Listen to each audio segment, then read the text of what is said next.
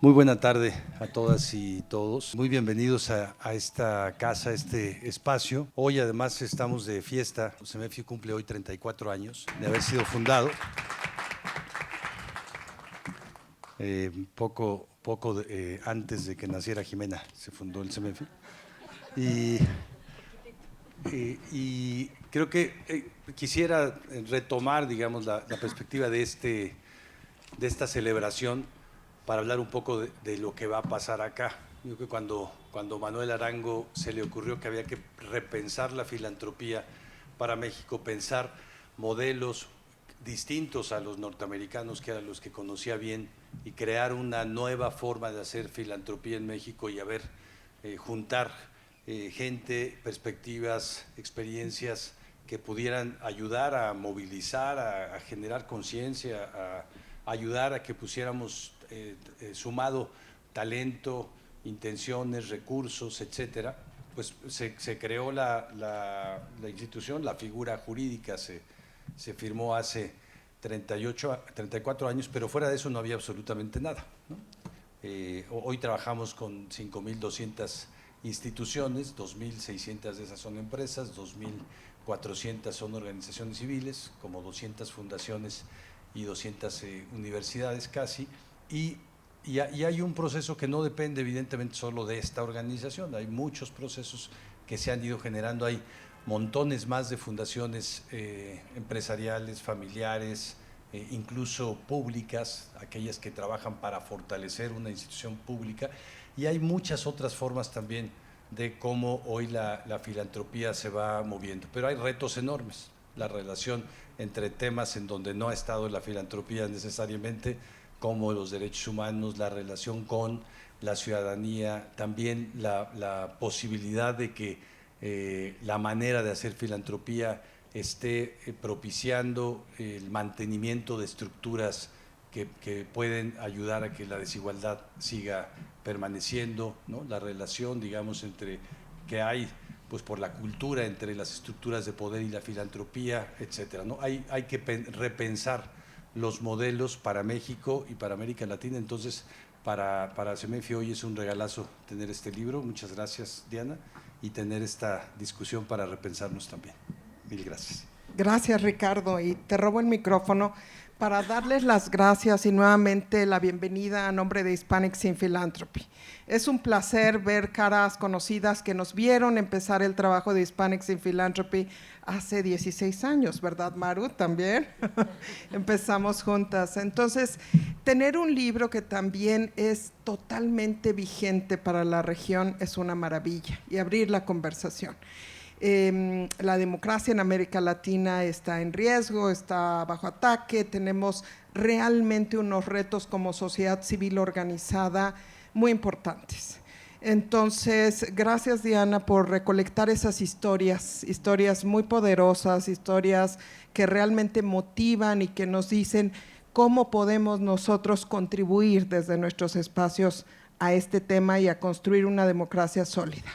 De parte de Hispanics in Philanthropy, gracias por estar con nosotros, gracias a CEMEFI por sumarse en este espacio, en este momento, y organizar en conjunto este encuentro, y por supuesto a Nuestra América Fund.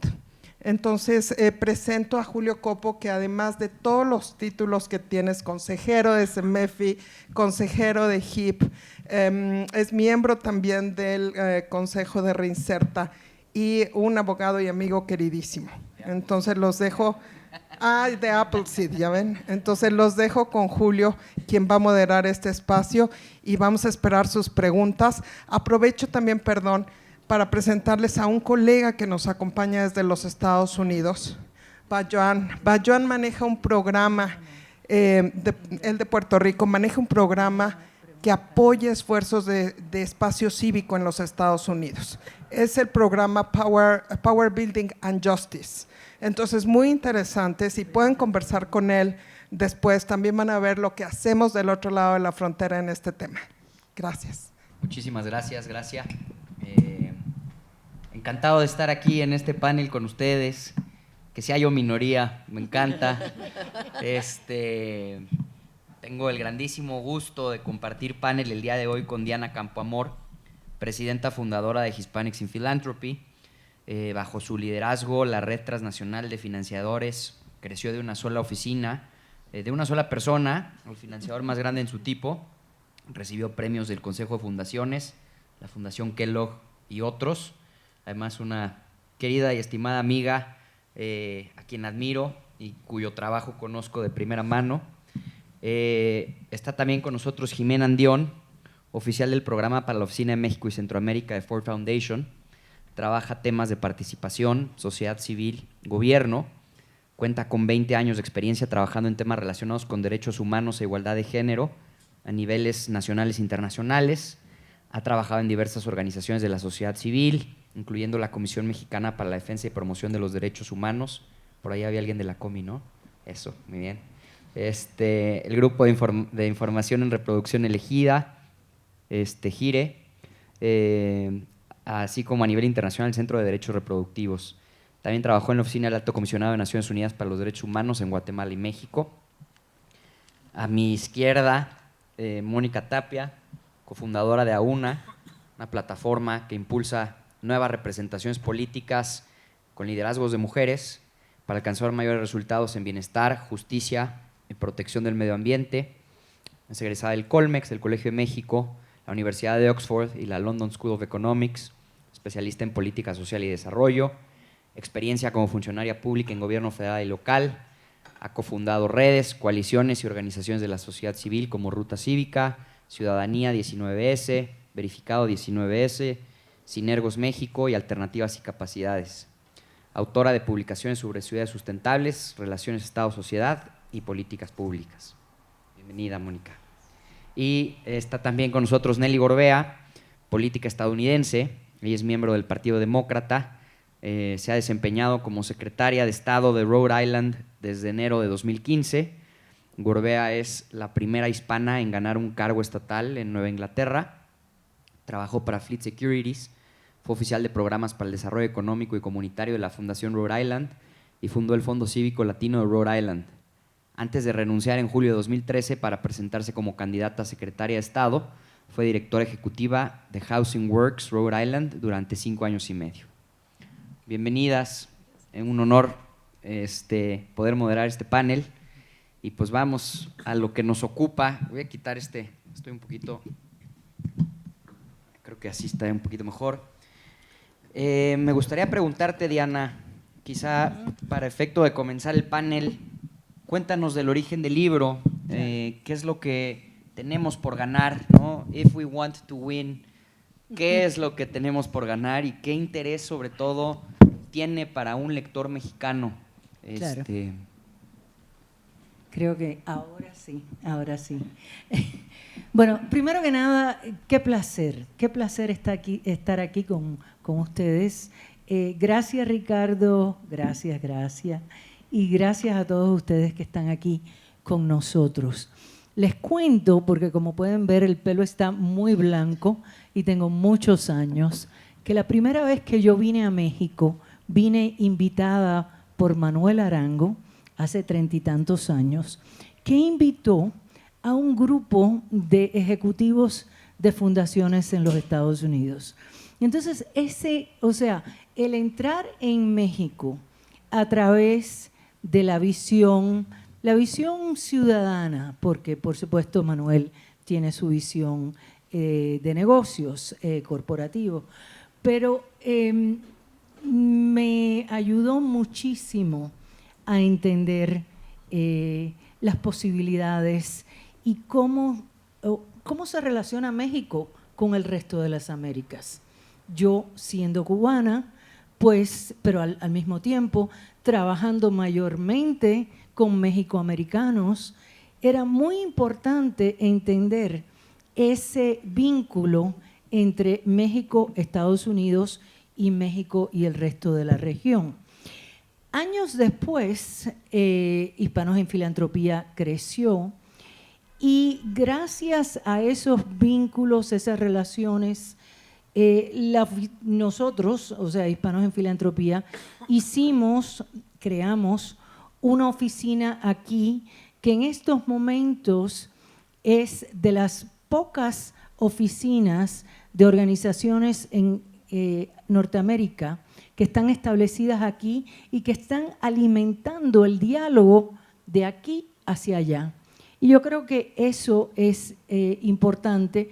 No solamente manejamos desde HIP los temas en México, sino también en Cuba, en Puerto Rico, en Centroamérica y en muchos de los lugares de los cuales aquellos como nosotros, que somos inmigrantes a Estados Unidos, provenimos de esos países. Entonces, no es casualidad que nuestro libro, If We Want to Win, que realmente en español debería de ser, no si queremos ganar, si queremos vencer. Si queremos vencer la inigualdad, si queremos vencer el racismo, si queremos vencer nuestros propios prejuicios, si queremos vencer los problemas que tenemos con los derechos humanos, si queremos vencer todo eso, tenemos que comenzar con una nueva narrativa. Y en este libro, o sea, se incluye la narrativa de Manuel Arango, porque naturalmente esa fue mi introducción a México, aunque ciertamente no es la única narrativa de México, todo lo contrario, es muy distinto a la mayoría de México. Entonces, y lo otro que voy a decir es que yo abro mi propio ensayo hablando de una anécdota personal de mi hijo cuando era muy chiquito y nos mudamos por primera vez de Miami, de un compound cubano, a una comunidad primordialmente mexicana. Y vino de su escuelita católica de vecindario y llegó a la casa y me preguntó, mamá, ¿nosotros somos chicanos? Y entonces no le voy a decir el resto del cuento para que lo lean, ¿no? Y así es como comienzo el libro y esa es la relación mía con México. Tengo que admitir que hace unos años atrás estaba leyendo un libro que quizás ustedes hayan leído que se llama Sapiens, de Yuval Harari, ¿verdad? Y en ese libro, una de las tantas cosas que él cuenta, porque muchas cosas interesantes, en la historia de la humanidad, o sea, habían muchos tipos de seres humanos. El que gana o el que en estos momentos evoluciona y sobrevive es aquel que tiene la mayor capacidad para la narrativa. Porque solamente con esa narrativa, con ese cuento, hemos podido evolucionar más allá de una comunidad quizás de 100 personas o 150 o 200. Pero para poder evolucionar, por ejemplo, el concepto de qué es la nación mexicana, tenemos que tener una narrativa. Y el punto de este libro es que la narrativa comienza con cada uno de nosotros. Entonces, el proyecto que se comienza en una época que en Estados Unidos había un gobierno que decía que los mexicanos, que por supuesto somos todos los latinos, no importa si somos cubanos, puertorriqueños, argentinos o lo que sea, todos en Estados Unidos somos vistos como mexicanos, que éramos, o sea, éramos personas no deseables. Entonces, ¿cómo combatir ese prejuicio, esa narrativa? Pero no solamente eso, ¿cómo no?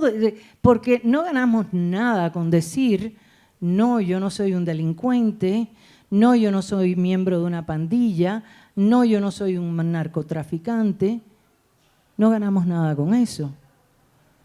Ganamos cuando proponemos lo que sí somos, lo que sí somos. Y la mayoría de los que inmigramos a Estados Unidos somos vencedores, somos héroes y somos más y más personas que tenemos poder, además, o sea, de los que estamos financiando nuestros países en América Latina y que queremos un papel en esa democracia ciudadana que nos une a todos. Entonces, o sea, mi propuesta y la propuesta del colectivo de autores, entre los cuales se encuentra Nelly hoy con nosotros, y voy a hablar de 2 o 3 más. Entonces, o sea, la propuesta de nuestro colectivo es que si queremos vencer esos prejuicios, necesitamos una narrativa, y esa narrativa comienza con cada uno de nosotros. Entonces, o sea, yo les preguntaría a ustedes, ¿ustedes han pensado cómo su cuento propio hace que ustedes participen en la sociedad cívica? Es cierto que el cuento que nosotros nos hacemos, ya sea personal o colectivo, es la base, por ejemplo, de nuestra identidad personal, ¿verdad? Aquellos de nosotros que vamos a terapia queremos cambiar el cuento, ¿verdad? Porque cambiamos el cuento y cambiamos nuestra vida. Pero también los cuentos colectivos cambian las leyes, cambia la manera en que hacemos las cosas. Y lo podemos ver, por ejemplo, porque hace 100 años atrás, piensen en lo que era los derechos de la mujer. Y piensen lo que se ha cambiado y cómo podemos cambiar para las próximas generaciones. Entonces, o sea, el punto de vista nuestro, y digo nuestro porque hay más de 20 personas, incluyendo a Manuel, en este libro, es que para lograr la transformación personal, al igual que la justicia social que deseamos, empezamos desde ahí, empezamos desde esa narrativa. Entonces quiero solamente mencionar 3 de mis compañeros que están en el libro. Uno, Julio Marcial, que es el vicepresidente de Liberty Hill Foundation, periodista, gerente de una fundación importante en Los Ángeles. Su cuento comienza porque su familia de 8 hermanos están viviendo en un garaje en Pasadena, uno de los suburbios en Los Ángeles. Él, el más chico, el único nacido en Estados Unidos, todos los demás indocumentados. Y él cuenta cómo sus hermanos, o sea, él sale adelante, él tiene grandes logros, pero algunos de sus hermanos entran en la cárcel. ¿Por qué? Porque el sistema de leyes criminales, o sea, está pecando en contra, o sea, de los hombres latinos y de los hombres negros. Y entonces él comienza con su historia y termina con una propuesta de cambio de leyes. ¿Qué es lo que estamos mirando? O sea, ¿cuál es la visión para el futuro en los próximos 10 años? Entonces, ese es Julio Marcial.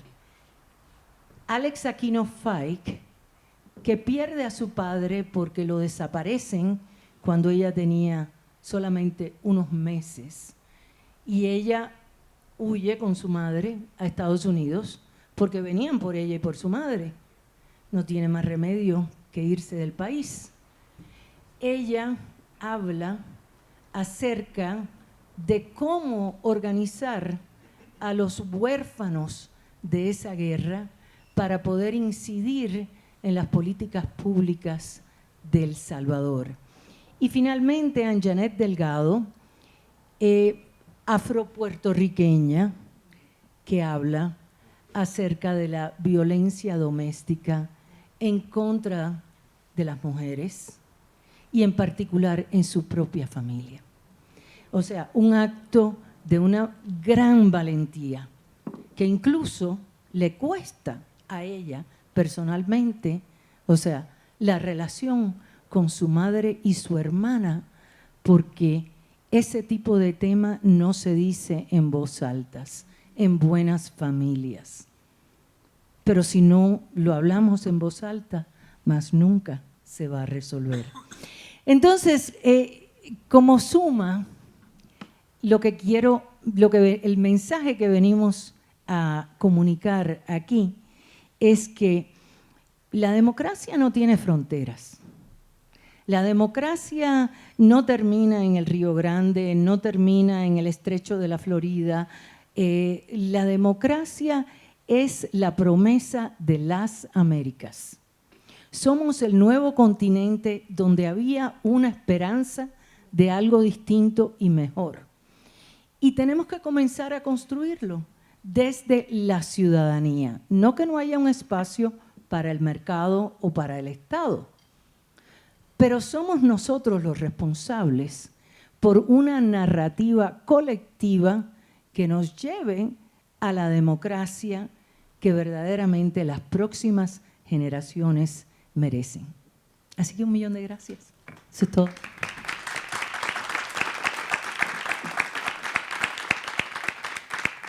Muchísimas gracias, Diana. Justo aprovecho la manera en la que concluyes, ¿no?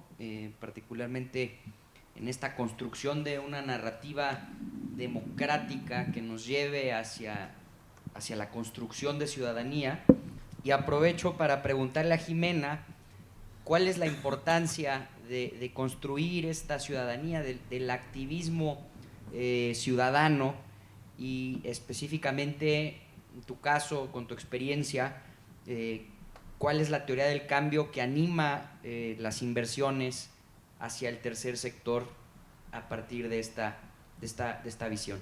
Muchas gracias. ¿Sí se escucha? Sí. Muchas gracias, Julio. Y bueno, primero, muchísimas gracias a Hispanics in Philanthropy por la invitación, y a CEMEFI, y también a ambos por los aniversarios tan numerosos y larga vida a ambas instituciones que aportan muchísimo a la sociedad.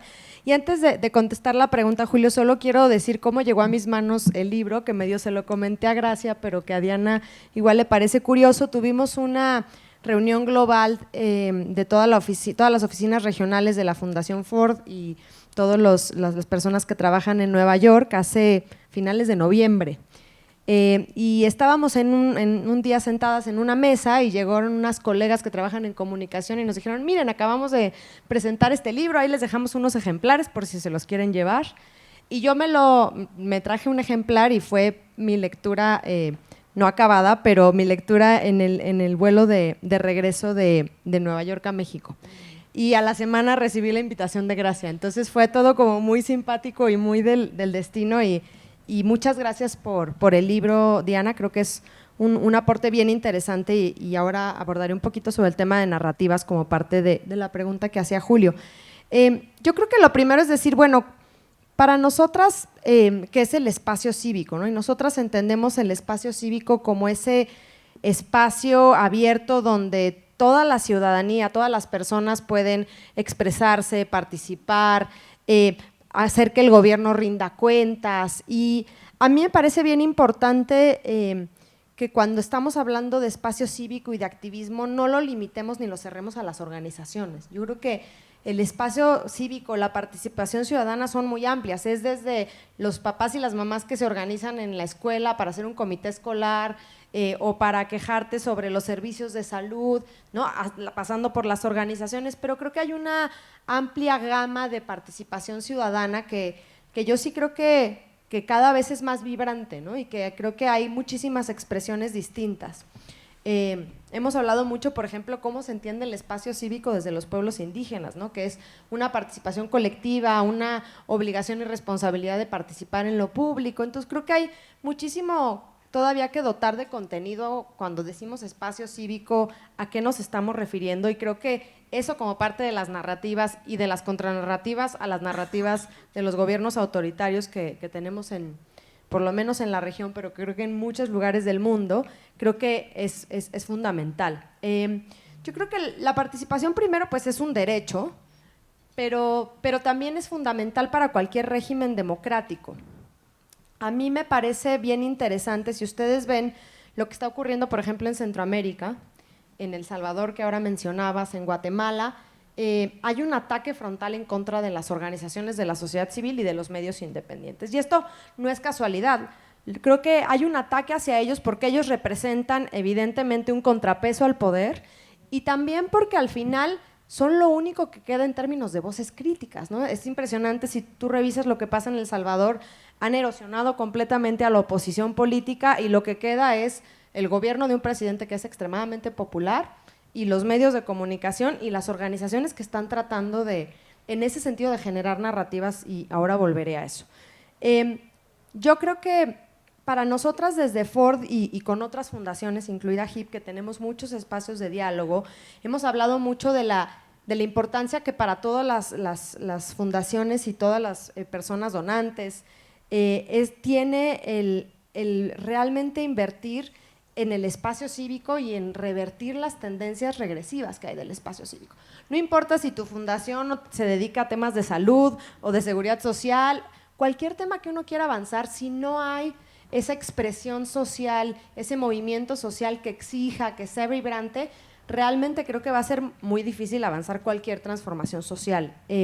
Por eso, para nosotras ha sido muy importante entender que el espacio cívico es algo que hay que proteger, que hay que valorar y que hay, sobre todo, y ahora vuelvo a eso, generar narrativas al respecto.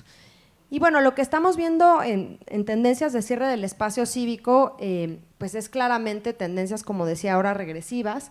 Nosotras hemos identificado al menos 5 tendencias que vemos de manera repetida en la región. Una tendencia a reducir la libertad de expresión de muchas maneras y la de participación, desde cómo se reprimen las manifestaciones, cuándo se regula, cuándo se puede manifestar la gente, restricciones normativas a las organizaciones de la sociedad civil que pueden tomar formas fiscales o en torno a las leyes de lavado de dinero. Hay muchísimas formas o leyes específicas de ONGs, como es el caso de El Salvador. Hay otra tendencia muy clara que es las narrativas en contra de las organizaciones de la sociedad civil, y con eso voy a cerrar, pero es algo que en todos los gobiernos de la región estamos viendo. Y la última son cuestiones que tienen que ver con la vigilancia digital, que es algo que también está en crecimiento. Y bueno, y los ataques a defensoras y defensores sociales, no les quiero decir, México es el país más peligroso para ser un periodista, ustedes lo saben, y para ser un defensor del medio ambiente, entre México y Honduras y Colombia se llevan ahí lastimosamente el récord. Y bueno, un poco es interesante porque en contraste con este cierre del espacio, lo que vemos es una participación ciudadana que creo que se ha caracterizado en América Latina por tomar muy distintas formas, ¿no? Hay movimientos sociales emergentes como los movimientos de las feministas, la Marea Verde en México y en otros países de la región, los movimientos de jóvenes, los movimientos afrodescendientes en Colombia, los movimientos estudiantiles en Chile, que lograron incluso un cambio y una transformación que está en construcción, pero que sin duda ha representado un cambio importante.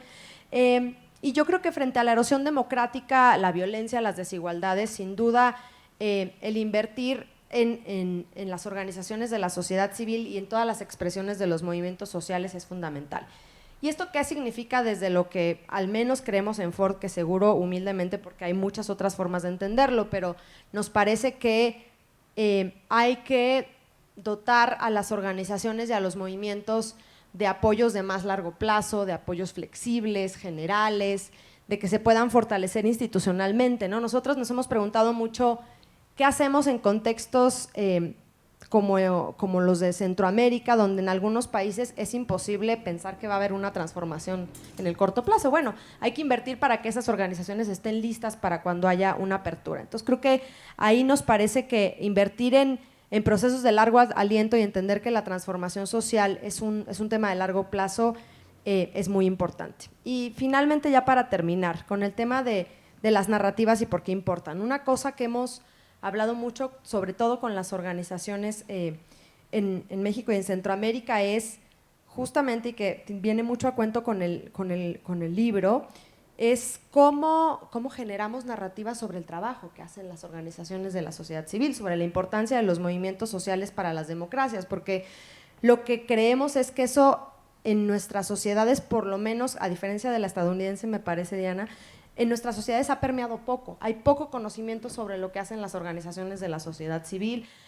Entonces, si no hay conocimiento, si no hay claridad, hay todavía, de acuerdo a encuestas, una percepción positiva de lo que hacen las organizaciones de la sociedad civil, pero hace falta como realmente anclar mucho más en la ciudadanía la importancia de las organizaciones y ahí hay mucho debate sobre cómo se construyen esas narrativas, que sean narrativas no solo de hablar del trabajo de las organizaciones, sino que me hizo pensar mucho tu libro, Narrativas de Esperanza, sobre que hay un futuro posible.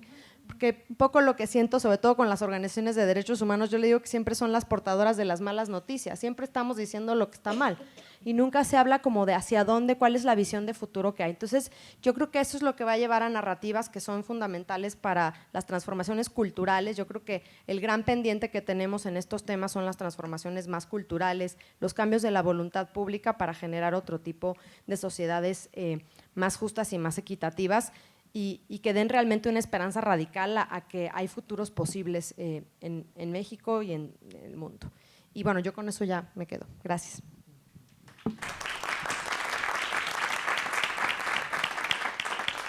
Muchísimas gracias, Jimena.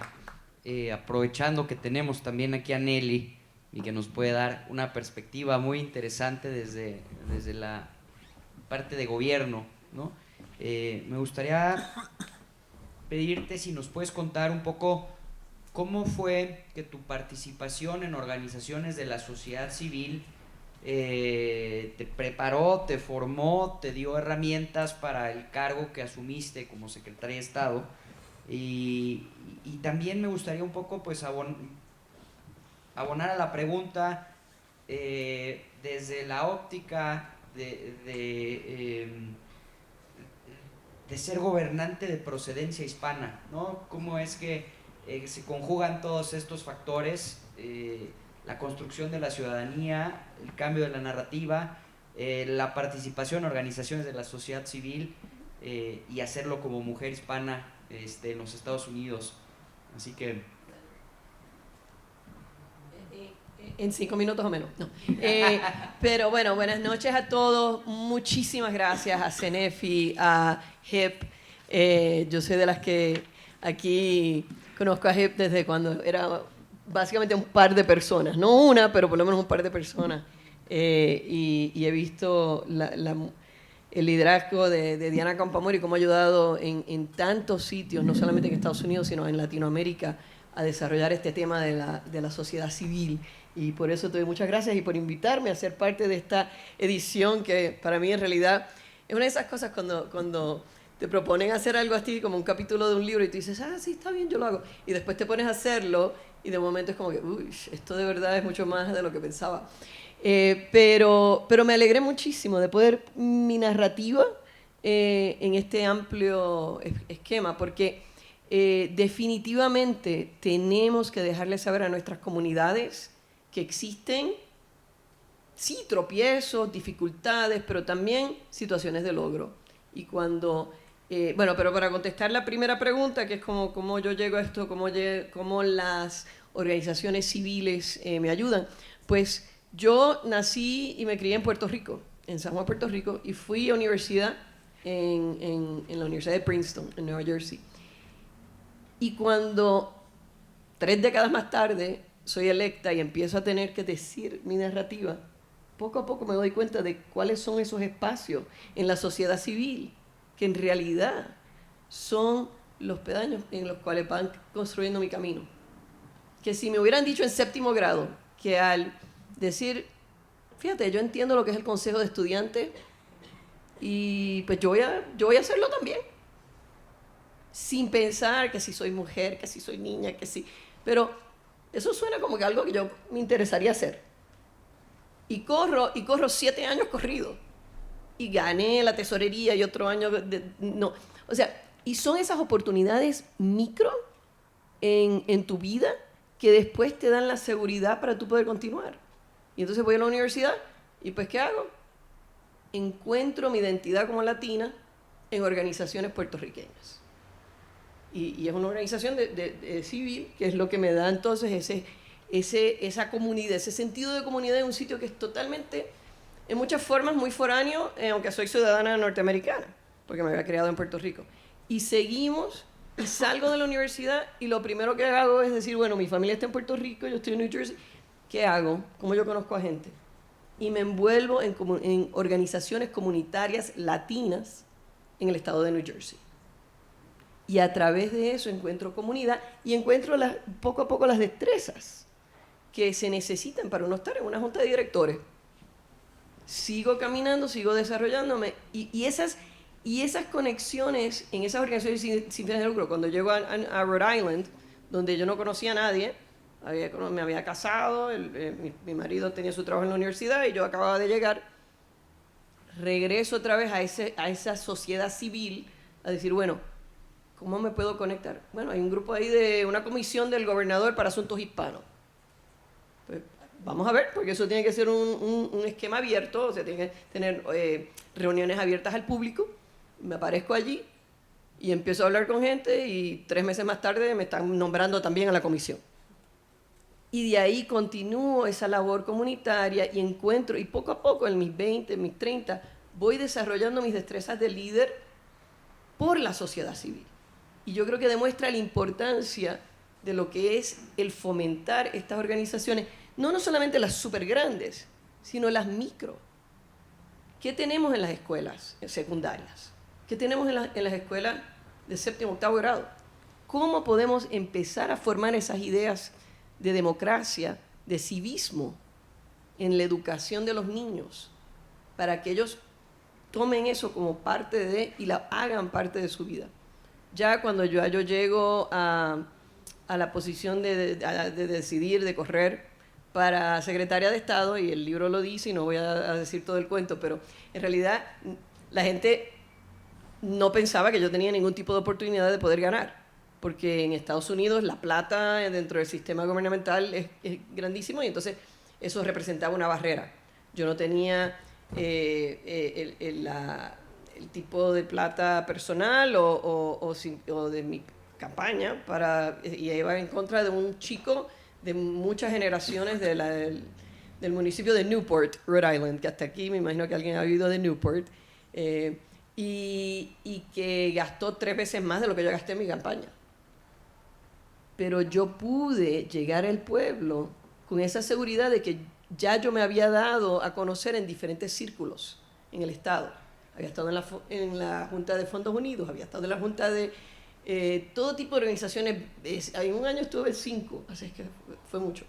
Pero eso es tan fundamental para mí como persona, casi más que mi trasfondo académico, mi trasfondo profesional hasta cierto punto.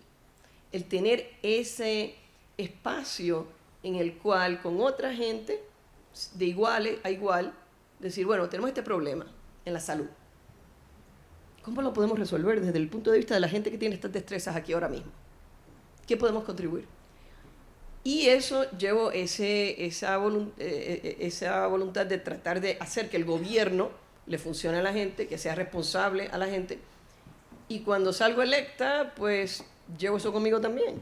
Y resulta que el tener a alguien que es parte de una comunidad para la cual el gobierno no le ha trabajado diligentemente, porque no ha tomado sus necesidades en mente cuando diseñamos las estructuras, cuando tú pones a la persona a cargo de esa comunidad, le haces la vida mejor, no solamente a las personas de esa comunidad, en el caso mío latino, sino a la anglosajona también.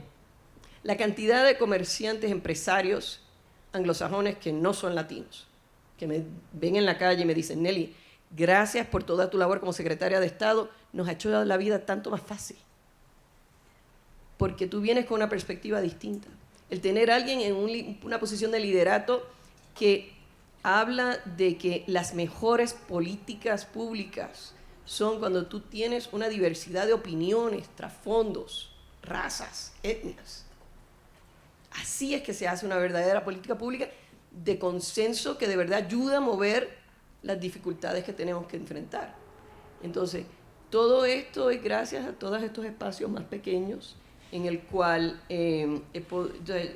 pude trabajar y quiero también darle muchísimas gracias a Diana Bermúdez, que también la menciono en mi capítulo, porque ella estaba en la Fundación Ford cuando yo estaba en escuela graduada y me empezó a ayudar a entender este mundo de la filantropía.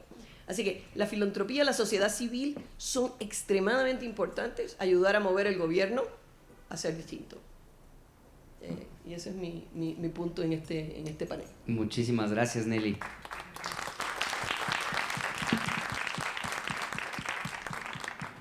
Y creo que además se vincula muy bien con la pregunta que me gustaría hacerle a Mónica. Has fundado varias organizaciones de la sociedad civil, pero además son ahora, sobre todo en AUNA, que es una organización de la sociedad civil que busca impulsar estos liderazgos femeninos, impulsar estos liderazgos de mujeres líderes hacia posiciones de gobierno. Entonces, me gustaría preguntarte qué has aprendido de eso, y por qué consideras tan importante pues este trabajo en organizaciones de la sociedad civil y en apoyar a mujeres líderes a posiciones de gobierno. Bueno, pues muchas gracias.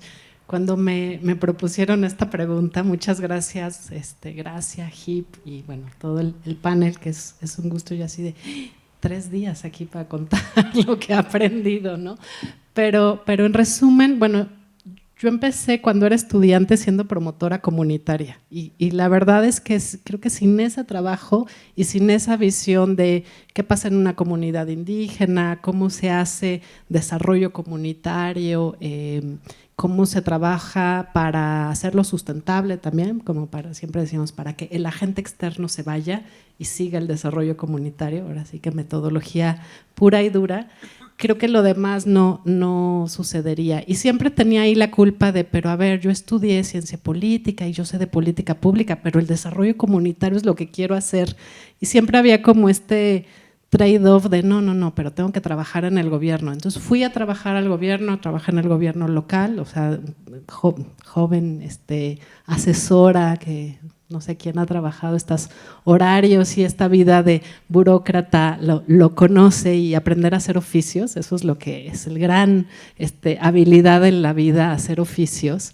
Pero decía, bueno, ¿cómo se hace eso? Y desarrollo comunitario. Entonces, para mí, y bueno, otra cosa era que la gente que trabajaba en sociedad civil y nos íbamos a trabajar en gobierno en esa época, ya hace mucho, pero era como una traición, o sea, como que adiós, ¿no? O sea, nunca más vuelvas y ya dejaste los valores y demás. Y uno pues se sentaba ahí en la oficina de burócrata y no, yo sigo siendo la misma, no he traicionado nada.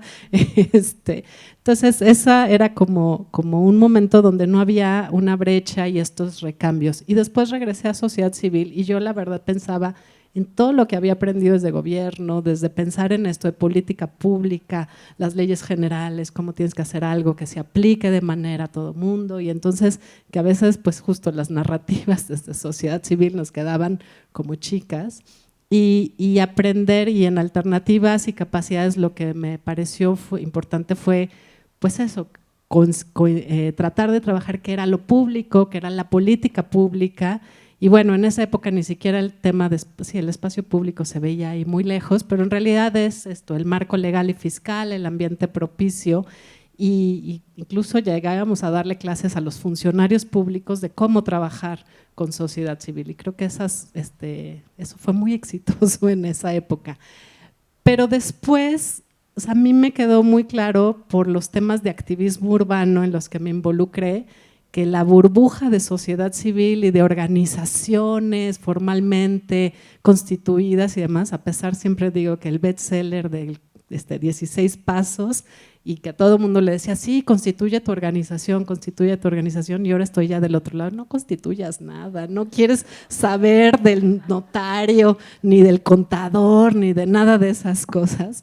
Pero justo lo que aprendí fue que el activismo era mucho más fluido, rápido, tenía que ver mucho con la tecnología, con las redes sociales, con la gente de calle, con la gente que no teníamos, y a veces a mí sí, no nos pongamos ni a organizar, o sea, hagamos el desplegado, el comunicado, el chat, y salgamos, ¿no?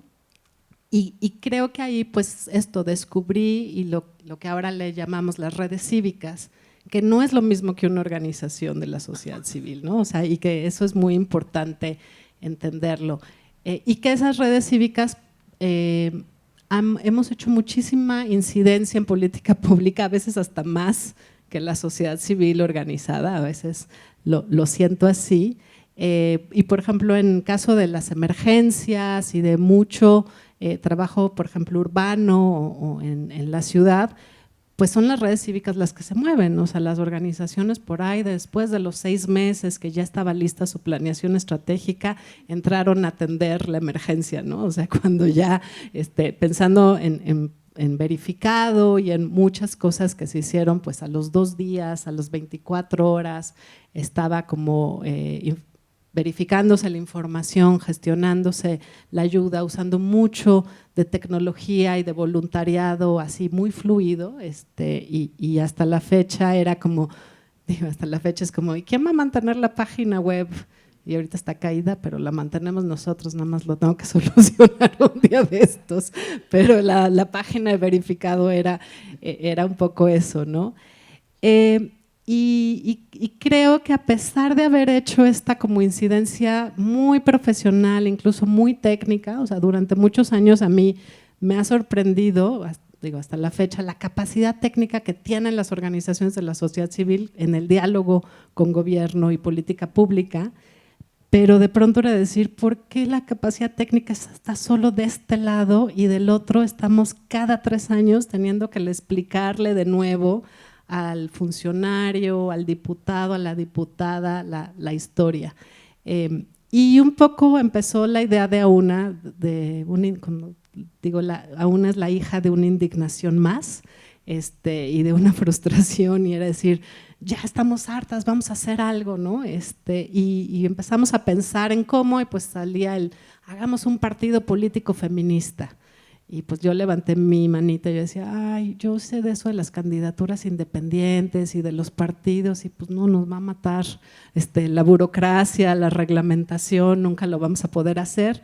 Y empezamos a pensar de unas maneras más creativas, pero yo creo que con 2 ideas. Una, esta de poder pasar capacidad técnica, agendas, interlocutores posibles al otro lado, o sea, al lado gubernamental, al lado electo. Y bueno, ahorita platicaré tantito de cuando nos preguntas del libro, porque tengo muchas cosas que decir del libro, pero en pasarlo hacia allá, ¿no? Y por el otro lado, en encontrar mujeres que ante la oportunidad de la paridad, que es esto de tener 50% de candidaturas obligatorias mujeres en distritos competitivos, en posiciones ejecutivas, pues se necesitaban muchos liderazgos de mujeres en estos puestos. Y cómo es una trayectoria muy complicada, ¿no? Y Nelly lo contará, como que se necesita, si para criar a un hijo se necesita una aldea, para llevar a una mujer al poder se necesita un país entero, ¿no?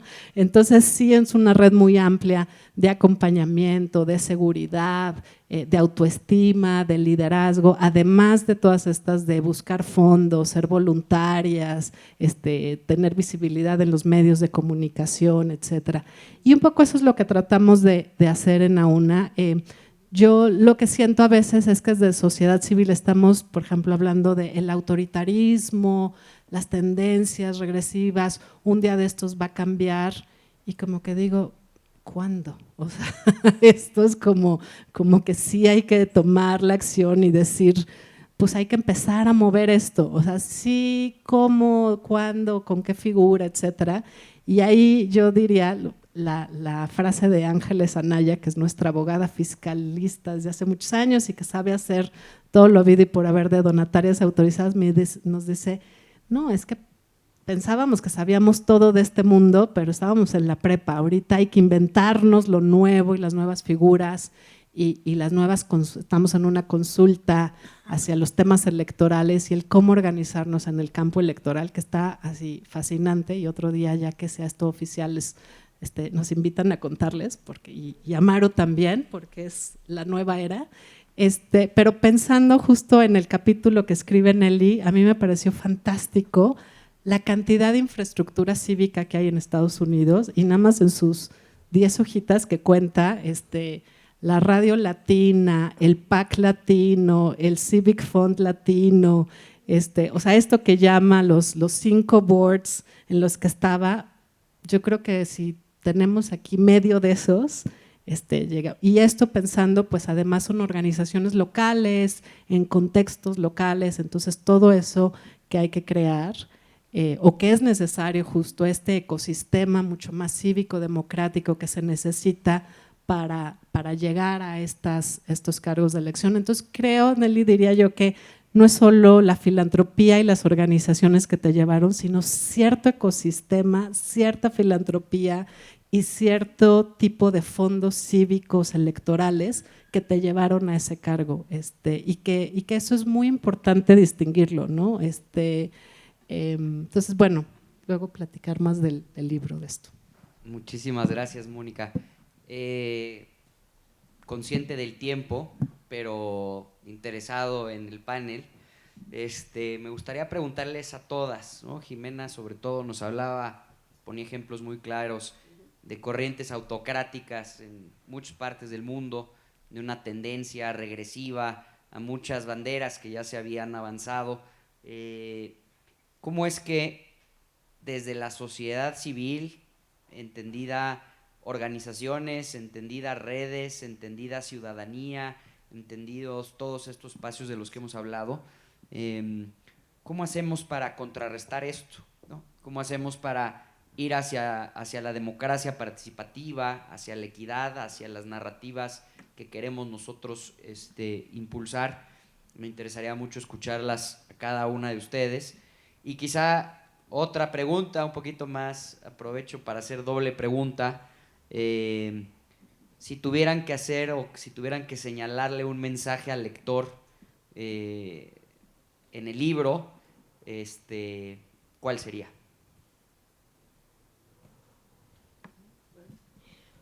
Bueno, una de las partes que no hablé muchísimo, pero que gracias a la conversación con Mónica resalta, es la importancia del desarrollo del liderato. Y no solamente en una forma de que, bueno, estas son un grupo de mujeres o un grupo de indígenas o un grupo X o Y que ahora los vamos a entrenar y van entonces a hacer esto otro.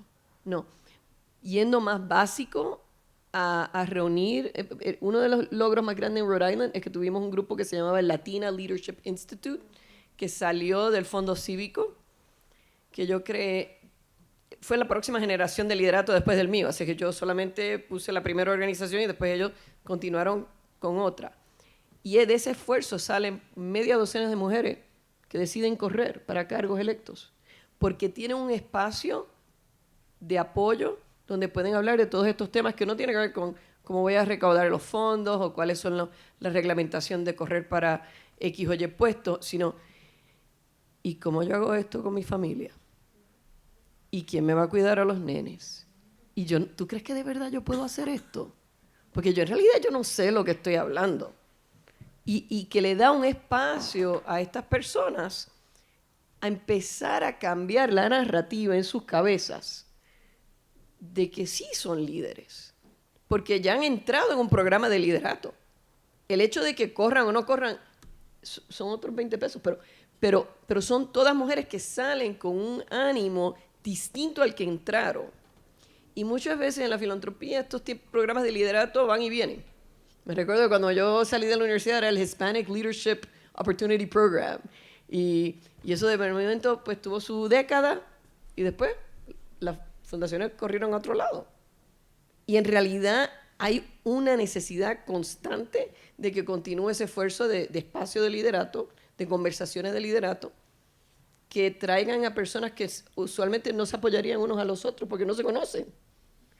Y que ven que las barreras que tienen enfrente son las mismas que tienen otros. Y hay algo tan apoderamiento, que da un empoderamiento tan grande de saber que tú no eres la única que está pasando por esto. Eso es un espacio impresionantemente fabuloso. Y lo otro que yo diría es que en la educación, y eso en Estados Unidos se ha trabajado mucho el tema recientemente porque nosotros ya estamos viendo unas tendencias autocráticas también, no somos inmunes a eso, y la necesidad de en las escuelas trabajar el tema de educación cívica como parte del currículo de enseñanza como parte de las actividades escolares. Yo cuando entré como secretaria de Estado, una de las cosas que me dio más mayor dicha no fue necesariamente las leyes que conseguí cambiar o gente que traje al gobierno, no, tuve que comprar máquinas de votación nuevas. Y las máquinas de votación eran mucho más flexibles que las anteriores. Y nosotros siempre teníamos una máquina en nuestra oficina para dar demostraciones en el público sobre cómo se vota. Mira, esta es una papeleta, se pone aquí, la marcas aquí, la pones acá, para ayudar al público a entender cómo funciona el mecanismo de votar. Pues, ¿qué tal si ponemos eso en las escuelas? Y le ofrecí a todas las escuelas del Estado a que nos dijeran, cuando tienen elecciones de las clases o del Consejo de Estudiantes, y nosotros le preparamos la papeleta, los niños entonces ven una papeleta, no de quién es el presidente de la República, o lo que fuera, no. Yo conozco a Sonia, yo conozco a María, conozco a Juan, wow, y tengo que escoger entre esto. Y cuando termine la elección, alguien va a estar contento y otro va a estar triste.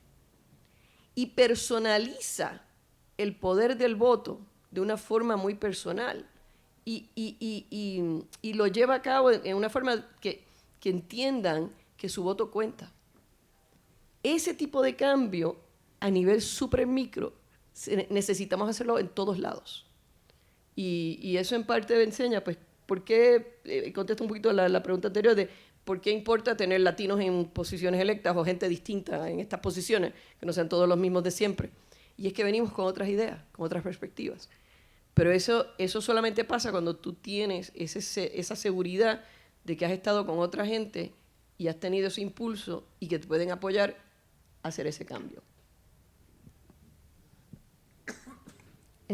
Bueno, yo quizás diría 4 cosas. Una que no es tan optimista, y es que hay un tema me parece, con la democracia, y es que la promesa de la democracia venía acompañada con más igualdad social en todos sentidos, y esa promesa está absolutamente rota, ¿no? Entonces, creo que más allá, creo que más allá de la narrativa sí hay que pensar cómo se atienden las causas estructurales que están haciendo que a la gente le importe cada vez menos la democracia. Yo estaba asustada viendo unas estadísticas que hace la universidad en El Salvador, que decía que como el 58% de los salvadoreños no le importaría tener un régimen más autoritario si tuvieran mayor bienestar.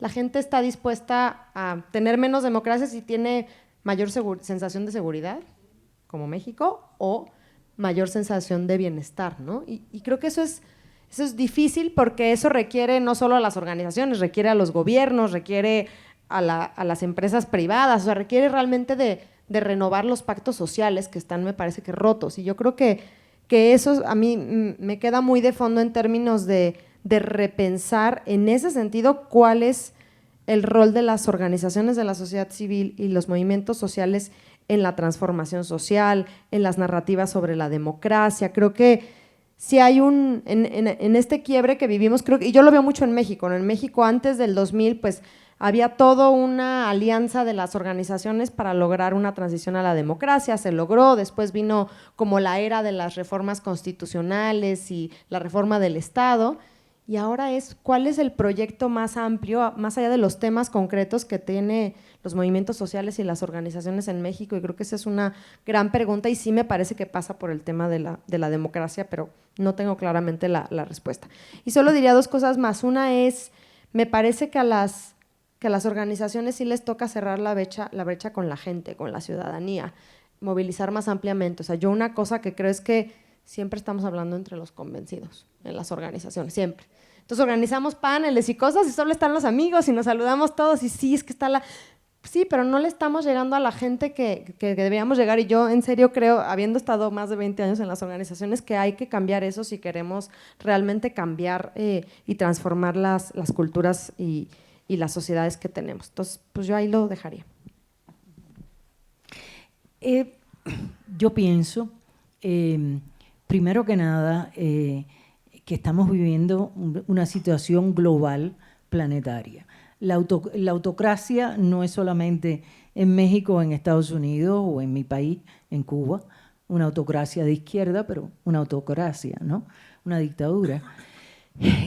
Entonces, o sea, hay lecciones de la historia que podemos aplicar, ¿no? O sea, apartheid en Sudáfrica no cae por su propio peso, sino cae porque la comunidad mundial, global, o sea, ya no podía resistir el peso de la crítica ciudadana, que verdaderamente, o sea, tenía la conciencia moral. Entonces, o sea, muchas fundaciones, incluyendo Ford, incluyendo muchas otras, o sea, apoyan ese activismo. Tenemos que traer a América Latina, o sea, más fondos individuales de fundaciones, o sea, porque la democracia en las Américas es en las Américas. Una de las cosas que yo digo en mi ensayo es que cuando yo llego de Cuba a los 11 años, yo me consideraba americana, ¿verdad? Pero llegué a Estados Unidos y ya no era americana. Entonces, nosotros mismos tenemos que retomar el diálogo de qué es ser americano. Y de nuevo, desde el punto de vista no de si, o sea, de si pagamos en peso o si pagamos en esto, no. ¿Cuál es, o sea, el tema del continente americano del cual todos somos partícipes? Entonces, por parte de la filantropía tienen que haber mayores inversiones y esas inversiones, por supuesto, las grandes fundaciones y cada vez va a haber más. Hay que hacer infraestructura para que ese dinero llegue y que llegue a las pequeñas organizaciones y a las redes. Pero no es solamente el dinero. El dinero no es lo que cambia. Lo que cambia es las ideas y el ser humano que las lanza hacia adelante. Entonces, yo creo que estamos en un momento donde la tecnología permite el activismo que en los años 90, o sea, no teníamos esa capacidad y esa infraestructura y ahora la tenemos múltiples veces, ¿no? Entonces yo creo que ese es uno de los planteamientos que tenemos que hacer, mayores puentes entre América Latina y el norte, pero también entre América Latina y, o sea, poblaciones comunitarias, ¿no? Personas que mandan los $10, los $15, o sea, la cantidad de dinero que está viniendo de las comunidades diásporas, ¿no? Es lo que está financiando muchas de nuestras familias.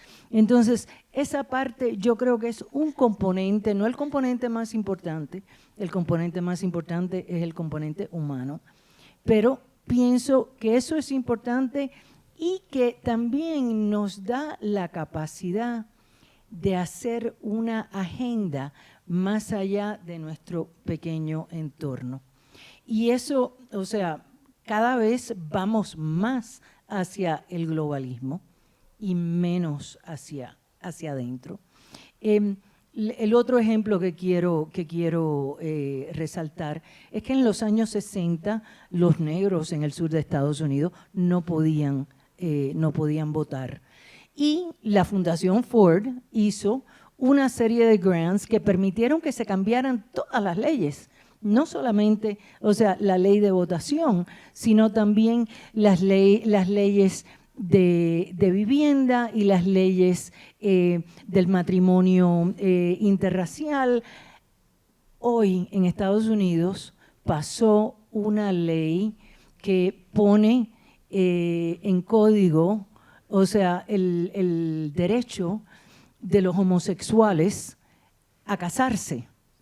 Lo cual para mí, o sea, como una abuela y como una madre homosexual, casada aquí con mi esposa, o sea, no debe de ser una cuestión ni de pensamiento, ¿no?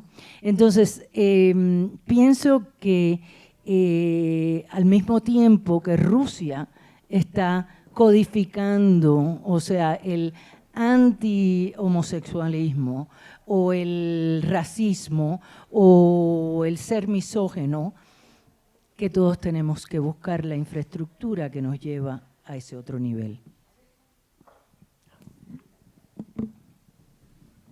bueno, sí. Volviendo al libro, creo que algo que yo aprendí muchísimo, o sea, está como muy claro, es la diversidad de la comunidad latina, ¿no? Desde acá, típico, creo que nos pasa luego como a los propios norteamericanos, altos latinos, y pues no, está muy claro, mexicanos, cubanos, hondureños.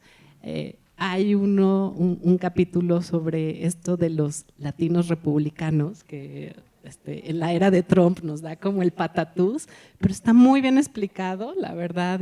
Entonces sí creo que hay otro capítulo sobre esto de la autonomía de los cuerpos de las mujeres y la violencia doméstica también, y cómo se ve y se contrasta en uno y otro lado de la frontera. Y yo creo que todos estos son como grandísimos problemas de la era global, ¿no? Ya lo decían, y de la era donde las desigualdades y la discriminación duele mucho más, porque es mucho más clara, pero también hay muy buenas historias de movilidad social, de cómo el fondo de becas, el fondo de salud, ayudan a esa movilidad social.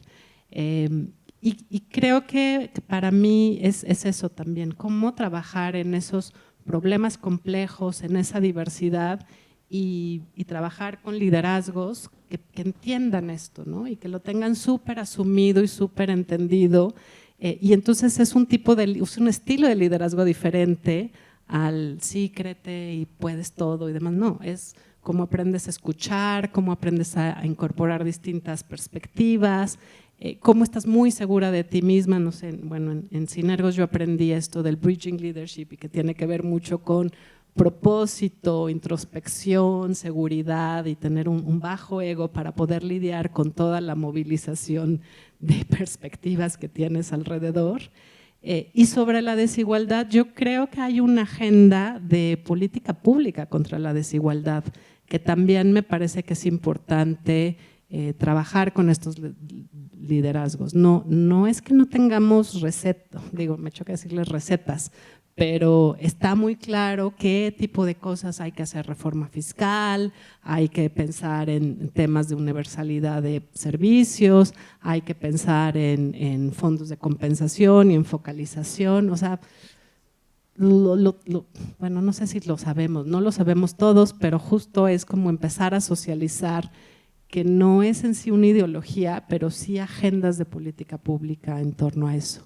Y lo último, que estoy de acuerdo con Jimena, hablamos luego entre los mismos y este mundito de las organizaciones, y para nosotros en AUNA algo fundamental fue decir, es que tenemos que hacer esta organización de membresía.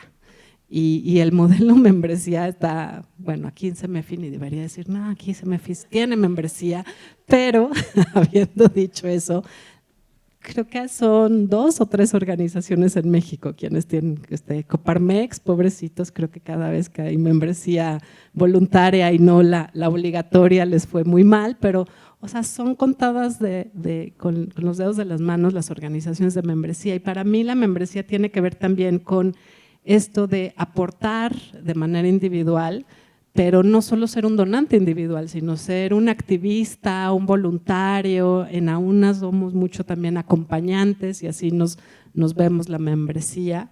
Y cómo pensar de manera más innovadora en modelos organizativos, tendría que decirle respecto a eso.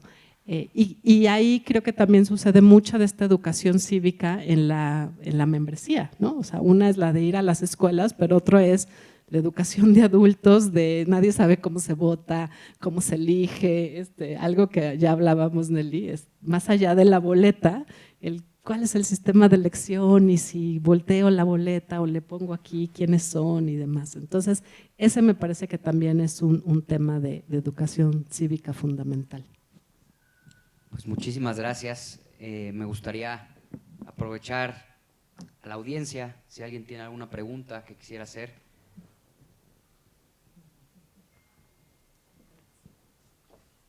Maru, adelante. Gracias. Yo creo que sí, ¿no? Te presto. Exacto, ¿para qué?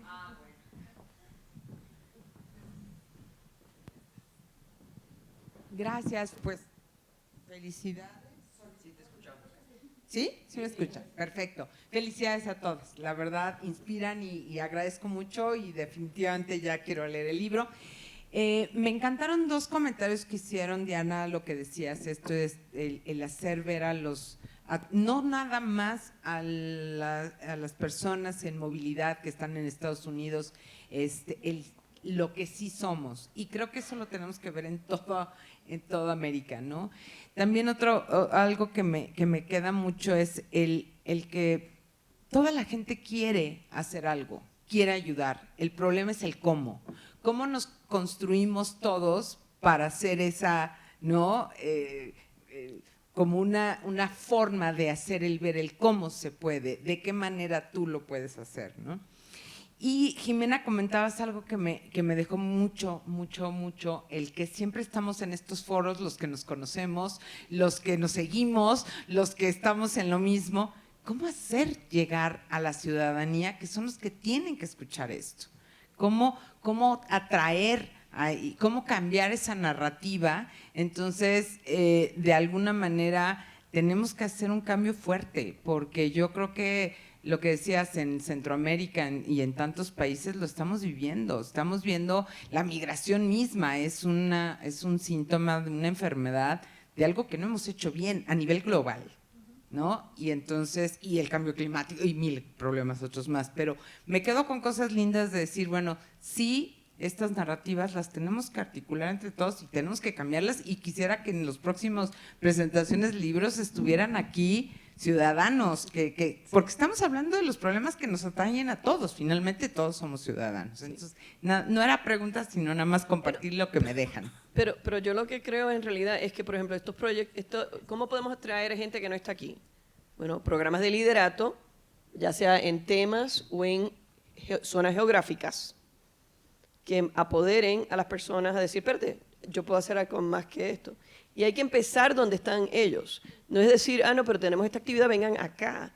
Es ir a las comunidades y decir, ok, ¿cuáles son los temas que ustedes de verdad les están agobiando y que quieren hacer algo? Y de ahí, o sea, porque hay un historial muy lindo en la filantropía de ese tipo de actividad, pero por alguna razón tiene principio, medio y termina, y movemos a lo próximo. Y esto es un área en el cual tenemos que invertir, aunque es verdad, la situación está bastante deprimente ahora mismo, pero tenemos que empezar por algún lado. Yo, como corrí para posición electa, tengo que decir que soy optimista, porque no hay una forma de ser pesimista y correr para una posición electa. Así es que yo sí creo en que el cambio es posible, y lo he visto en el estado de Rhode Island, donde cuando yo llego en el 1992 no habían latinos electos. Y no he hecho el cálculo de la última elección, pero hasta hace poco éramos 34 latinos electos, 9 países de origen distintos, y más de la mitad son mujeres. Y no teníamos reglamentación para decir que había que hacerlo así. Lo que había era esfuerzos sociales, informales, algunos y otros un poquito más formales, que daban esos espacios para que la gente visualizara una narrativa distinta. Yo solo quería comentar dos cosas a eso. Una es, yo creo que no hay soluciones fáciles, pero sí diría sobre el tema de las narrativas, creo que a veces lo pensamos solo como medios de comunicación, y entonces que si el TikTok y eso está bien, yo creo que eso les llega a los jóvenes y está muy bien, pero yo sí creo también mucho más cada vez como más en lo comunitario, o sea, cómo vamos generando comunidades, aunque sean chiquitas, pero que van haciendo círculos concéntricos de gente, y creo que eso pues, son cosas de membresía, otro tipo de modelos organizativos, pero sí creo que hay que pensarle más allá de las redes sociales o de los medios de comunicación, que creo que nos falta mucho, pero no se acaba ahí, siento que a veces nos concentramos en eso. Y lo otro que quería decir, que además no contesté la pregunta de lo que le diría al lector sobre el libro, es que a mí algo que me gustó mucho es que lo que hace el libro es contar historias personales que son políticas y que van a lo político, ¿no? Y como buena feminista yo creo que lo personal es político, y a mí lo que me parece muy poderoso es que nos falta contar más historias personales, porque eso es lo que conecta a la gente. O sea, lo que creo que no hacemos es que el discurso de si la Declaración Universal de Derechos, o sea, eso no conecta con la gente. Entonces, creo que para hablarle a los no convencidos tenemos que conectar desde lo personal, y siento que eso falta.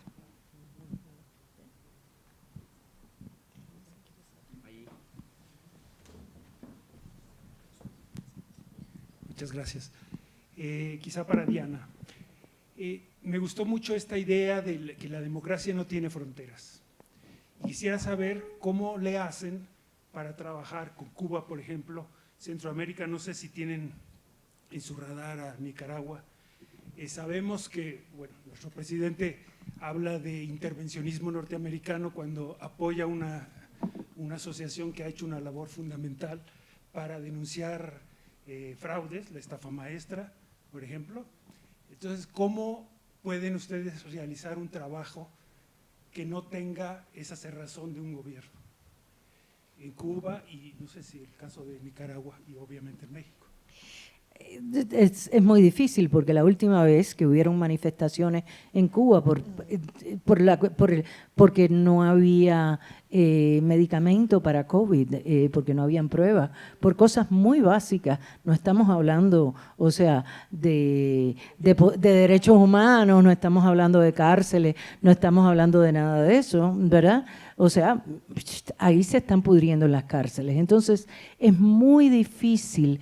Cuando tú tienes un Estado en el cual las Fuerzas Armadas Revolucionarias tienen todo el poder y el pueblo no tiene poder, como fue el caso en Sudáfrica, tiene que haber intervención. Y yo no diría intervención, porque intervención implica que yo vengo a arreglarte el problema a ti en Nicaragua, en Cuba, en El Salvador, y ese no es el caso. Lo que tienen que haber son redes de apoyo que trabajan con ciudadanos dentro de Cuba, no los que están fuera.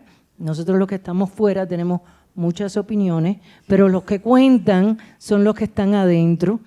Y desde el punto de vista, hay muchas organizaciones que han hecho múltiples cosas, entre ellas, por ejemplo, Gracia acaba de venir de traer a un grupo que fue a Cuba, porque si no se conoce lo que está sucediendo de cerca, no podemos preguntarnos como mexicanos, como norteamericanos, como puertorriqueños, ¿por qué Cuba es importante para mí? ¿Por qué Nicaragua es importante para mí? ¿Por qué México es importante? ¿Y cómo es parte de mi activismo ciudadano?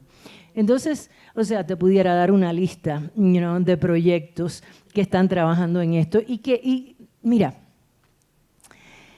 para mí lo que me da mayor optimismo cuando yo aterrizo en Miami, donde supuestamente están todos esos cubanos republicanos, los cuales algunos yo los conozco porque son primos míos y otros no. Pero te puedo decir, o sea, que también, o sea, hubo una mayoría significativa, o sea, por más de un 5%, que votó por Hillary Clinton.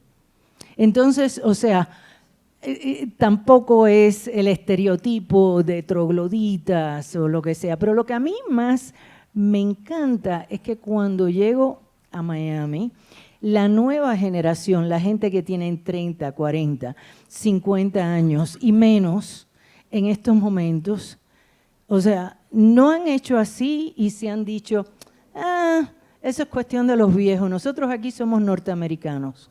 No. O sea, andan con la bandera, ¿no?, en la frente, con la hoja de plátano, como le digan, no, pero todos andan diciendo, somos cubanos, o sea, y tenemos un futuro aquí en Estados Unidos y allá en Cuba. Entonces, eso para mí es, y lo veo en mi propia familia, o sea, lo veo, ¿no?, en mi hija nacida en la China, que tiene 19 años, que es estudiante en NYU en estos momentos, que ella dice que ella es china, norteamericana y cubana.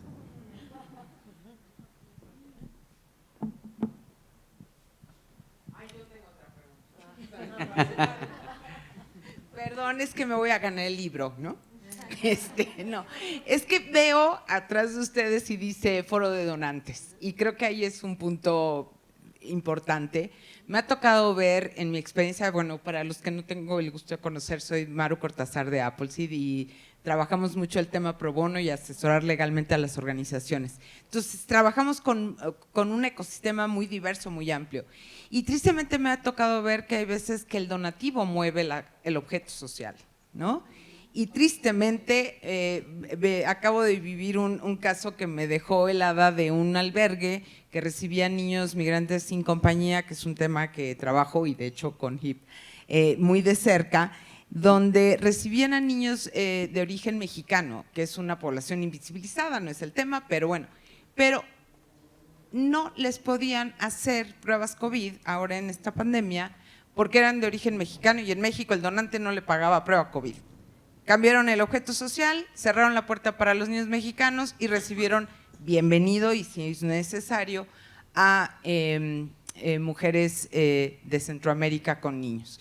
Todo bien, pero a lo que voy, que decías un poquito narrativas, imagínense eso, o sea, el donante sí finalmente, y ahorita que ustedes están aquí, creo que es bien importante, y también Jimena lo decía, los cambios sociales son de largo aliento, de largo plazo, y sí me preocupa porque veo cómo se van cambiando el objeto y lo que decía Mónica también de igual ya no constituirse, todo bien, perfecto, tenemos nuestro derecho a asociación, pero también me preocupa que también si no institucionalizas una idea, el liderazgo, y ese sí es pregunta para ustedes, igual que qué hacer con esto de los donantes, y este liderazgo a veces puede diluirse, ¿no? Porque también la gente se puede llegar a cansar, es frustrante, tienes que tener una energía enorme para estar en esto. ¿Qué tanto entonces, cómo ven ustedes esto? Porque cada vez veo más desde nuestro trabajo que nos hablan y nos dicen, ¿cómo dejo de ser donataria? Ya no quiero ser una IAP, ¿no? Creo que ahí hay cosas que hay que analizar porque la institucionalización es profesionalizar una causa. Queremos luchar por un sector social o como, si le queremos llamar sector o organizaciones, como ustedes quieran, que tengan un nivel profesional para que empujen esas causas, ¿no? Entonces, quería yo tener su opinión. Gracias. Y ya no voy a preguntar. Las que quieras. Yo creo que eso es parte de la respuesta, es la importancia de una organización como HIP, por ejemplo, o CEMEFI, y de tener conversaciones que son sensitivas y que toman una valentía de tenerlas con personas que no necesariamente están listas para tenerlas. Esa es una. Y lo otro es que tenemos que, volviendo a la importancia de las narrativas, tenemos que decir de vez en cuando cuáles son las cosas que funcionan y que hemos logrado. Porque ahora mismo ese es parte del problema. O sea, los medios a nivel comercial, todo lo que se oye es negativo, porque hay un esquema de negocios que básicamente promueve eso como que eso es lo que la gente le atrae, ¿verdad? La cuestión negativa. Y es muy difícil recordarse de que tenemos que darle a la gente algún tipo de esperanza de que han habido cambios positivos. Yo le digo a la gente cuando hablo a los niños, en la democracia en Estados Unidos, muy bonito y todo eso cuando empezó, pero le empezaron hombres blancos de dinero. Y la empezaron y no teníamos el voto un montón de nosotros. Y poco a poco fue cambiando. Pero sin embargo, aunque el voto se ha hecho universal, más universal en Estados Unidos de Norteamérica ahora mismo, no es perfecto. Todavía estamos teniendo peleas en estados de que fulano de tal no puede votar porque whatever. Y que lo que es importante, a veces tenemos que tener esa perspectiva de la narrativa a largo plazo para que la gente no se descorazone. Y eso es importante tanto para la ciudadanía como para los donantes. Porque nadie quiere estar ahí como en inglés decimos en el hamster wheel, la ruedita esa del guimo, como en Puerto Rico le decimos guimos a los hamsters. Anyway, así es que para mí esas son esas dos cosas que hay que hacer. Veo a Gracia que ya nos va a callar y ya casi. No, hay dos preguntas más. Pero yo quería contestar a eso, Maru, también, que creo que la relación de donante-organización es de los dos lados. Y sí me parece que es un diálogo permanente que hay que estar ahí. Sí, sí es preocupante lo que dice también Nelly, ¿no? De estamos 3 años, 5 años y ahora vamos a cambiar de estrategia y nos vamos a tardar 2 años más en planear la nueva estrategia y mientras, espérate, ¿no? O sea, también nos toca mucho. Pero al final, o sea, a mí sí me ha tocado trabajar con muchos donantes de innovación, o sea, y de riesgo, siempre les decimos, es como, oye, te quiero proponer esto, yo sé que es de mucho riesgo y es una locurita, pero, o sea, ¿por qué no le entramos? Y creo que se han construido diálogos como muy, muy interesantes, donde hemos aprendido las dos partes a hacer esto. Y sí, o sea, sí, perdón que sea muy renegada de esto de la institucionalización, pero creo que a veces eso, llegamos a un punto donde no todas las organizaciones, o sea, no todas las formas organizativas se tienen que constituir legalmente, no todas tienen que ser donatarias, hay unos costos muy altos que ahorita se están empezando a pagar por el marco restrictivo y pues porque también, o sea, no está hecha las leyes para sociedad civil, ni los bancos, por cierto. Pero creo que eso es lo que hay que también trabajar desde hace muchos años y por eso yo creo que es más trabajar el entorno propicio a que todos tenemos que seguir una receta, profesionalizados y con planeación estratégica. Yo ya está renegando de la planeación estratégica pero la verdad es que eso, o sea, ¿para qué hacer planeación estratégica cuando pasado mañana viene la reforma plan B, plan C, plan H? Pues tira a la basura tu planeación estratégica y haz mejor incidencia. Pero sí necesitamos, o sea, eso no quiere decir que no necesitemos los espacios de reflexión colectiva, de estrategia, de otras cosas, pero sí estoy como ya muy en contra a partir de como estas experiencias de incidencia y a veces hasta de ser muy autocríticos de nuestra incidencia. O sea, para nosotros era un tema de estamos haciendo la mejor incidencia en años y no incidimos, entonces pensémoslo de otra forma. Y creo que sí, esto, decírselo también a los donantes es muy importante, ¿no? Y en esa relación. Tenemos una pregunta por allá, Julio. Yo sí, Elba Coria. Buenas noches, Elba Coria de Kids in Need of Defense en México. Trabajamos con niñez migrante y refugiada. Y bueno, comentarles que yo creo que es muy oportuno porque creo que la sociedad civil llevamos 2 años discutiendo sobre la narrativa en el tema de migración y los retos que existen en esta narrativa, ¿no? Particularmente, por ejemplo, estas experiencias que están compartiendo y pues también me gustaría tener como sus retroalimentaciones, Diana, Jimena, Nelly, en torno a la construcción de estas narrativas, la deconstrucción de otras narrativas y también el poder que tienen algunos discursos de xenofobia. Desde CAIM, por ejemplo, tuvimos en Estados Unidos, sobre todo hace un par de años, una encuesta sobre las percepciones públicas respecto de la niñez migrante en los Estados Unidos, ¿no? Y en México también, no tenemos esa encuesta, como se hizo en Estados Unidos, pero en México también hemos identificado, por ejemplo, que la niñez es un tema, la niñez migrante es un tema que suena como friendly y como que la gente se involucra, ¿no? Entonces ahí hay como un ámbito, y en Estados Unidos fue un poco igual, ¿no? La niñez dentro del todo de la migración tiene una percepción, digamos, menos negativa por parte de la población o más favorable frente a ella. No obstante, sí hemos visto, o sea, en términos generales, en el tema migratorio, en situaciones de crisis como, pues sí, de crisis xenófoba y política y migratoria, y hablo por crisis, el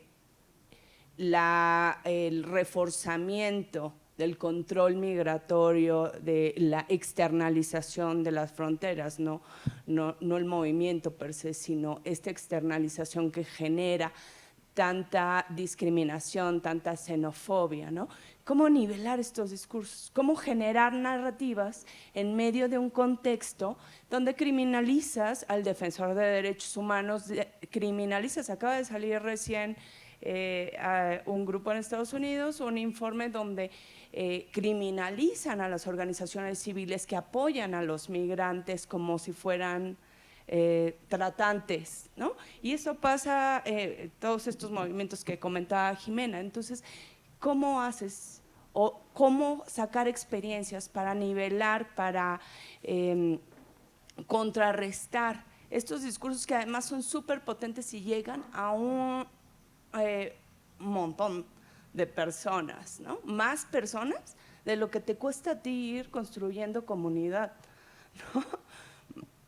Un poco eso, sus reflexiones, gracias.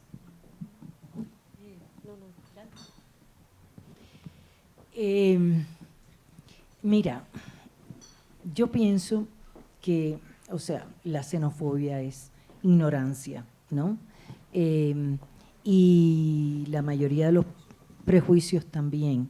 Ahora, lo que yo pienso es que el inmigrante, específicamente el inmigrante latino, ha sido parte de una agenda política de derecha, o sea, que ha polarizado el voto.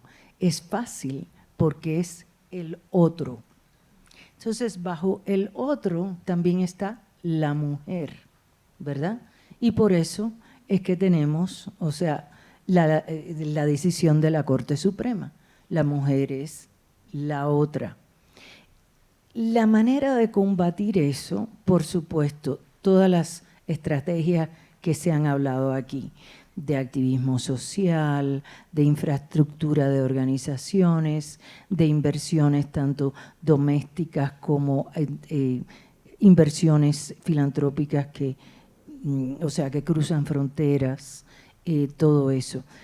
Pero yo creo que lo más importante es enfatizar lo que somos. Por mucho tiempo, o sea, mi discurso en Hispanos en Filantropía es: nosotros, los latinos, somos el gran capital que está moviendo la economía de Estados Unidos. Nosotros, los latinos, somos los que estamos dando, o sea, el capital financiero para la prosperidad de este país. Y no solamente eso, sino que somos los que estamos insertando los valores de familia, de colectividad, de todo lo que nuestra cultura nos ha dado. Y eso está alimentando a Estados Unidos, porque si no, Estados Unidos se estaría viniendo abajo. O sea, sin ese... Entonces, ¿qué es lo que hay que enfatizar? Lo que somos, no decir lo que no somos, ¿no? No, yo solo quería agregar que algo que hay una organización con la que trabajamos, una agencia de comunicación que justo estaba revisando los discursos pro inmigrantes y antimigrantes. Y una cosa que pasa y pasa con el aborto y con otros temas es: la derecha está súper bien organizada en sus discursos y los mensajes son transfronterizos y los mensajes que escuchas aquí son los de Estados Unidos y los del Cono Sur, y en cambio del lado progresista estamos todas divididos, ¿no? Entonces, qué poderoso sería que todo esto que está diciendo Diana fueran mensajes y narrativas más transfronterizas. Yo creo que eso hace falta y que sean repetidas una y otra vez, porque creo que lo que ha ganado es el discurso del miedo, ¿no? Y yo creo que frente a eso pues hay que construir narrativas que otra vez apelen a la emoción y a la humanidad desde otras lógicas, pero sí que sean más al menos del continente, ¿no? Y creo que eso no lo hemos logrado. Sí, no, yo voy a decir que, por ejemplo, yo vengo de un estado de 1 millón de personas, que es uno de los más diversos en Estados Unidos en términos de poblaciones, ¿verdad? Les dije, electos, tenemos 9 países de origen latino representados dentro de nuestros latinos electos en el estado. Para mí, parte de la solución es, sí, la comunicación de las narrativas y toda esa parte que es muy, muy importante, pero es el movilizar al liderato electo que haga esos cambios en la política pública. Porque mira, Lo que griten a los cuatro vientos no importa. Lo que importa es lo que está en la ley. Y son los latinos electos en la legislatura de Rhode Island los que abrieron para que el seguro de salud infantil incluyera a todo niño, irrespectivamente de si son documentados o no documentados. Entonces, para mí, la filantropía, su rol debe de ser de desarrollar esos lideratos que eventualmente lleguen a estas estructuras de poder y hacer esos cambios estructurales. Porque la filantropía de por sí tendrá un montón de dinero, pero al fin y al cabo los que de verdad rigen la nación es el gobierno. Entonces, y eso yo lo he visto, de activista comunitario, ahora estar en el poder y poder decir, tú sabes que esa estructura no funciona para un montón de gente. ¿Por qué lo seguimos haciendo así? Vamos a hacerlo distinto. Y a veces hay que cambiar leyes, pero otras veces no. Otras veces con simplemente tener ese cargo electo, particularmente en las ramas ejecutivas, tú puedes hacer ese cambio. Entonces hay una importancia muy grande de ver cómo, sin meternos en cuestiones partidistas, porque no podemos tener que la filantropía sea partidista y todo eso, pero de una forma promover el liderato civil que ayude a tener personas en el poder que cambien esas estructuras. Buenas noches, Silvia Aguilera, de Acento Acción Local. Nada más un comentario resonando con lo que comentó Moni hace rato respecto a más las redes cívicas y el desencanto o de la institucionalización, etcétera. Y también un poco respecto de la reflexión más amplia. Creo que estamos en un momento donde los sospechosos comunes o los que siempre nos reunimos tenemos la obligación de ir a escuchar qué está pasando allá afuera, porque eso de ir y ver cómo se crean liderazgos en otros lugares y tal, los liderazgos están ahí, la movilización está ahí, o sea, podemos ir a la Sierra de Santa Catarina en la Ciudad de México y hay una cantidad impresionante de colectivos llevando a cabo acciones conjuntas para cambiar su realidad, que no vemos las institucionalizadas, ni las filantropía, ni tal. Entonces, creo que sí nos falta eso, salirnos de nuestra burbuja, no para decirles cómo ser líderes, sino para escuchar de qué forma ellos han respondido a esos cambios que les afectan directamente. Y entiendo perfectamente a Mónica cuando dice, pues es algo muy difícil de cambiar en una estructura institucionalizada que la planeación estratégica, que la decisión. Pues en la filantropía es lo mismo, nosotros estamos muy atrás en ese sentido, no estamos a la altura de poder estar financiando esos movimientos sociales que no piensan en institucionalizarse, que no se van a hacer donatarias jamás porque es un dolor de cabeza y porque no lo quieren hacer, y el derecho a la participación necesita recursos. ¿Nosotras queremos financiar el derecho a la participación o queremos financiar organizaciones que están profesionalizadas? Ambas opciones son adecuadas, pero tenemos que nosotras ser flexibles y generar esas nuevas, no solo narrativas, sino estrategias para estar a la altura de esos que ya están organizados, que están cambiando su realidad todos los días y que no están pensando ni en el SAT, ni en la ley, ni en qué estamos hablando en este momento, en este espacio. Entonces, también para que vayamos allá afuera. Pues muchísimas gracias por su tiempo, por su paciencia, por su sabiduría, por sus comentarios, por el libro. Felicidades. Estoy impresionado de la cantidad de banderitas que tiene tu libro.